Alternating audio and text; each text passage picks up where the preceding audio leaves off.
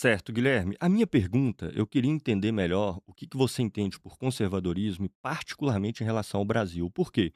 Porque eu acho que a questão do conservadorismo, ela às vezes tem uma penetração no Brasil e dentre outras razões, porque quase ninguém sabe muito bem o que que isso significa. Para algumas pessoas se refere a uma tradição, que a pessoa de alguma forma quer continuar, quer desenvolver, ou seja, sem mudanças, sem rupturas. Mas que tradição é essa? Sendo que a maioria dos cursos conservador no Brasil atribui a modernidade, que se desenvolve há quase 5 séculos, ou se quisermos há 2 séculos e meio, 3 séculos, como tendo sido, sei lá, um grande câncer que de fora, por meio de ideias, palavras e livros, foi introjetado na sociedade. Então, uma tradição de 500 anos atrás, de 1000 anos atrás, que rompeu e agora vocês vão criar artificialmente, e qual a conexão que isso vai ter com aspectos como, sei lá, direito natural, desenvolvimento da razão e etcétera? Em que de fato se baseia o conservadorismo e particularmente em relação ao Brasil? Vocês reivindicam o que para chegar aonde? Hum.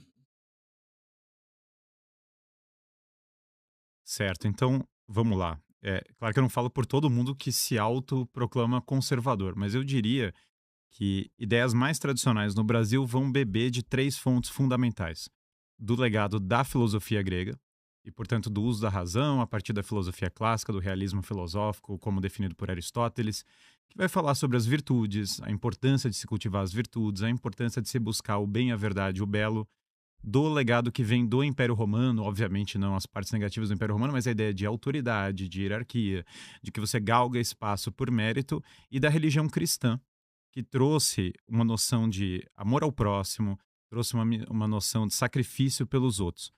O Brasil, ele bebe dessas três coisas desde a sua origem. Por quê? O Brasil já é fundado pela Ordem de Cristo, foi um dos maiores movimentos de formação de liderança da história. Imagina que Portugal, sendo um país muito pequeno, deu a volta ao mundo, figuras como Fernão de Magalhães, e o primeiro ato fundador do Brasil foi uma missa. Na verdade, quando Pedro Álvares Cabral chega aqui, ele faz justamente uma missa unindo os brasileiros, e aliás, os índios, conta a carta do Pervaz de Camilhas, se ajoelham para participar da missa. Esses mesmos índios vão junto com se converter vários deles. Martim Afonso vai morrer pela fé aqui no Brasil. Depois, em Guararapes, os negros vão participar da batalha contra os holandeses, se juntando no Brasil. E desde o começo, o Brasil teve esses fatores de unidade. A própria monarquia brasileira aboliu a escravidão no Brasil, que era um flagelo, e é um flagelo que ninguém vai dizer que não é um problema. E ninguém vai falar que não teve problemas na colonização do Brasil. No entanto, já na origem desse país, nós temos aqui São Paulo, fundada como uma escola jesuíta com educação clássica. Vários índios estudavam a Eneida e grandes obras do mundo antigo. Então, esse país, essa civilização na qual nós vivemos, ela foi forjada por valores que trouxeram autoridade, que trouxeram noção de família, o valor de amar o próximo, o valor de sacrificar pelos outros, de cultivar a razão. E essa união de filosofia grega, da autoridade que tinha sido desenvolvida no Império Romano e da religião cristã, produziu a civilização na qual nós vivemos. Todos nós fomos impactados por ela. Na Índia, quando os ingleses chegaram lá, e eu não sou apologista do Império Britânico, eles sacrificavam mulheres em fogueiras. Foi um dos costumes, aliás, que os ingleses aboliram. Hoje, nós temos um mundo que os valores cristãos transformaram profundamente a nossa sociedade. Então, eu diria que é esse legado de direito, a própria ciência, sim, eu diria que bebeu desse realismo filosófico. E, na verdade, já Dom Afonso Henriques, primeiro rei de Portugal, Cristo tinha falado para ele que ele tinha a missão de levar a fé para terras distantes. E o Brasil é esse país universal que acolhe pessoas de todo lugar. O cara vem do Japão, ele vira brasileiro. Minha professora de japonês fala que ela comeu churrasco e virou brasileira em uma geração. O cara vem de todo lugar. E quem deu esse fator de unidade e desse país que era chamado da Vila Rica foi essa união desses fatores tão importantes que forjaram a nossa. Vai lá, Gustavão. Eu confesso que talvez eu não tenha formulado a pergunta da maneira mais adequada, mas vou procurar desenvolver da mesma forma. Porque o que eu não entendo é qual a conexão que tem esses elementos que se reivindicam como fazem parte do conservadorismo, a situação que nós vivemos hoje, para onde nós temos que ir e como a referência nessas tradições pode ajudar de alguma forma. Por que que eu falo isso? Primeiro, toda tradição liberal, por exemplo, e moderna, ela vai beber nessas mesmas fontes gregas, nessas mesmas fontes romanas e nessas mesmas fontes católicas. Elas se desenvolvem daí. evidentemente. A própria modernidade, o próprio renascimento, aqui não é nenhuma apologia, é simplesmente uma constatação, inclusive se dá por meio de uma tal retorno à antiguidade grega, retorno aos clássicos, retorno ao grego, inclusive com a visão de tripartite do mundo que eles passam a ter para ir vendo de maneira mais pejorativa o período medieval. Então, eu não sei exatamente ao que se refere. O que eu sinto falta em tudo isso? E os problemas que foram desenvolvidos? Todas as coisas que vocês questionam, que normalmente o discurso conservador brasileiro tende a ver de maneira conspiratória o desenvolvimento da Revolução Francesa, o desenvolvimento da Revolução Russa, o marxismo, todas as mazelas que aconteceram no século XX, mas todas essas mazelas não foram produto dos problemas, das contradições, das insuficiências que se desenvolveram antes e produziram todas essas tentativas de superar essa situação? Se essa tradição fosse suficiente, por que ela ficou para trás? E veja, você tem que fazer um discurso onde você vai falar dos gregos de 2.500 anos atrás, que viviam na sociedade com outra estrutura familiar completamente diferente, uma oix, onde bens faziam parte da família. Você vai ter que se referir a uma estrutura cristã que se mudou ao longo da história continuamente, inclusive do ponto de vista da estrutura familiar, da estrutura comunitária. Se você pegar, por exemplo, o Império Carolíngio, ter concubina era aceito. Embora não fosse algo que a igreja legitimasse, era aceito dentro da estrutura familiar. Então isso mudou de maneira contínua. Se essa tradição são valores tão sólidos, se elas são capazes de fazer a sociedade se desenvolver de forma saudável ao longo do tempo, que vai culminar ali em Portugal, né? Por que essa coisa estourou em algum momento? Se é que ela estourou em algum momento, e se não estourou, em que lugar que ela pode estar, né? Então, por exemplo, o problema da colonização portuguesa, né? Que a escravidão conviveu de maneira com a igreja consentindo com ela ao longo de praticamente quase 4 séculos de escravidão. Os jesuítas, por exemplo, quando Pombal mandou eles para correr, eles tinham inúmeros escravos entre o seu patrimônio. Isso é hoje altamente documentado, porque eles foram expropriados e tinha lá uma pancada de escravo. A igreja nunca fez uma luta ativa contra a escravidão, ainda que indivíduos isolados possam ter feito. Então, me parece que a sua fala é uma referência a valores morais abstratos que as pessoas tendem a se identificar, mas sem nunca apresentar concretamente como isso se vincula à realidade hoje, os problemas que surgiram no último período e como essa concepção pode nos ajudar a superá-lo, e se não é muito mais, na verdade, um discurso instrumental para tentar ganhar a simpatia das pessoas. Bom, é zero instrumental, tem várias coisas que essa visão pode contribuir para hoje. Hoje nós Bom, temos. olha, Ah, agora é pra tu fazer uma ah, pergunta, tá. na real, não é isso? É. Ele fez uma pergunta. É. Bom, mas aí tu faz uma pergunta pra ele agora. Ah, Vai, tá. vai. Zero tempo aí. É, tá bom. Só para me entender, é porque da outra ele fez uma pergunta, agora eu fiz uma, né? Então É. esse bloco agora eu fiz É uma, que ele ele queria faz fazer uma outra, pergunta para mim. e Ele tá depois eu querendo, faço ele tá outra de querendo que novo? que eu Só para me responda a entender. pergunta dele. Fala mais alto aí pra eles ouvirem. Tá bom. Isso, não, vai ter mais É. uma pra poder ficar certinho. Ah, Vai beleza. cada um vai Perfeito, fazer perfeito, 2 perguntas, não é isso? perfeito. Agora é a tua vez. Vai lá, Guilherme. Sim, é que eu queria responder o que ele falou, mas vamos lá, eu vou fazer mais uma pergunta. Certo. Mas depois vamos fazer aqui quando você perguntar para mim, volta nesse assunto e daí eu volto nesse Tá bom. assunto de novo que eu respondo, só para não deixar em aberto. O Gustavo, outro problema que eu vejo muito grande no marxismo é que me parece simplesmente que a teoria ficou bastante defasada assim com o avanço da tecnologia, com a mudança do empreendedorismo, com a cultura de empreendedorismo, porque nós não estamos mais naquela cultura de fábrica do século XIX, de hiperpropriedade agrícola. Sim, tem muita gente que concentra.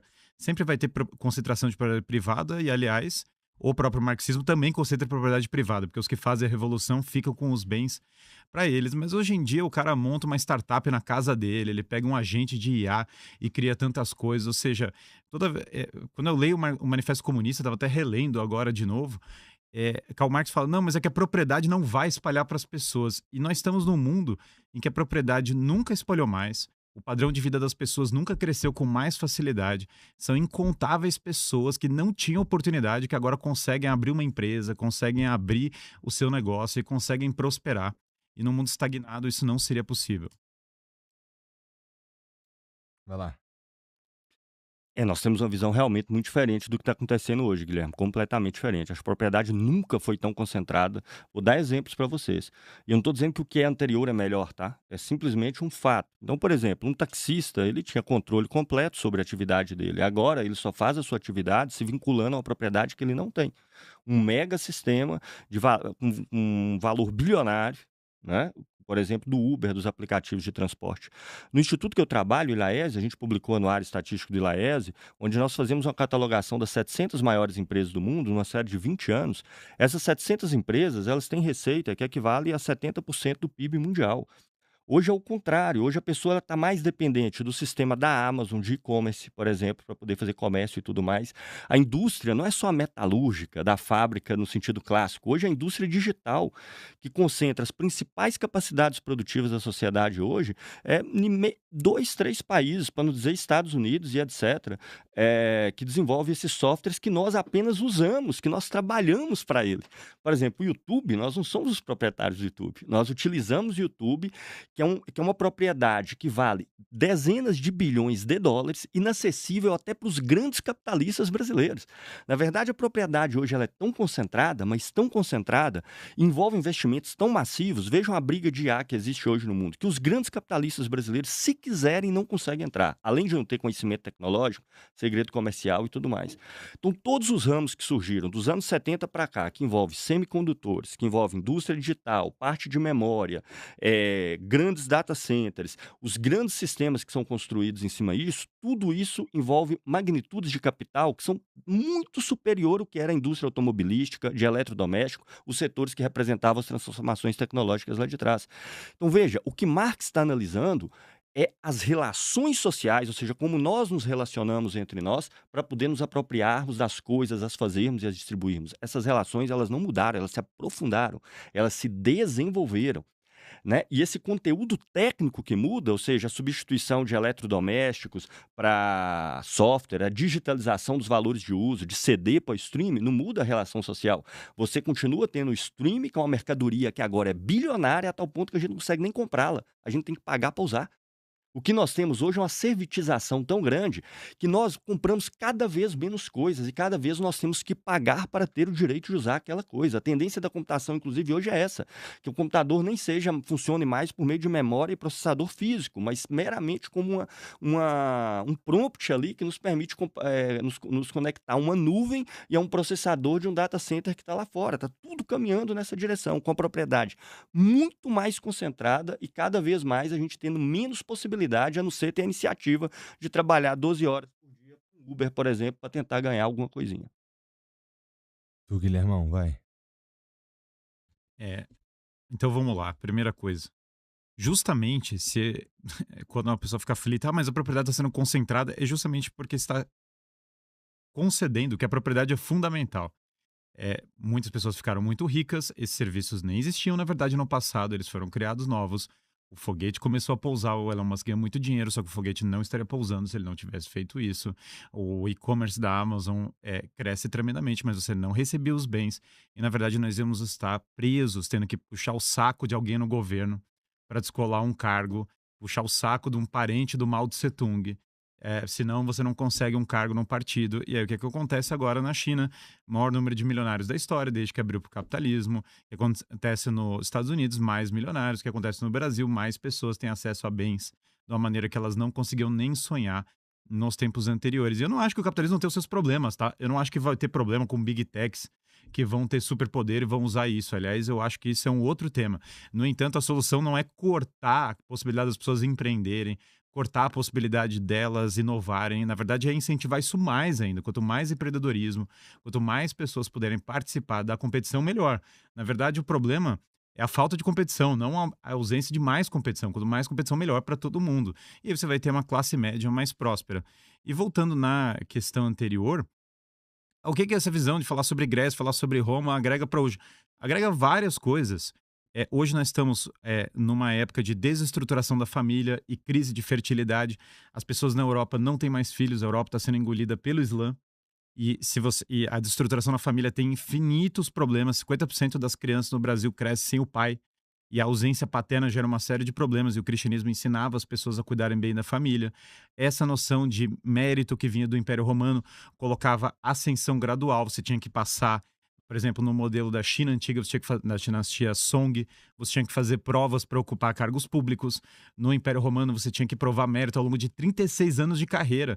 No Brasil atual, é tudo conchavo, é tudo amigo do fulano, o outro que é eleito por mercado de conchavo, e nós perdemos a noção de autoridade e mérito, que era fundamental para uma sociedade estruturada. E essa perda da razão, as pessoas pararam de ensinar as virtudes na escola, elas só ensinam revolução. Você fala, você tem uma visão que tende a ser conspiratória. Mas é que a maçonaria participou da Revolução Francesa. Ela participou da proclamação da República do Brasil. As mesmas pessoas que defendiam a escravidão fizeram a República do Brasil. Não é nem questão de teorizar uma conspiração, é aberto, as pessoas falam isso. Robespierre se autoproclamou um deus depois da Revolução Francesa. O aspecto religioso, é verdade, não começou com Karl Marx da Revolução. Ele já estava antes, e sempre é uma religião anticristã, querendo transformar a política e a vida social em religião. Então, quando os homens deixam de acreditar em Deus, não é que eles não acreditam em nada, eles acreditam em qualquer coisa.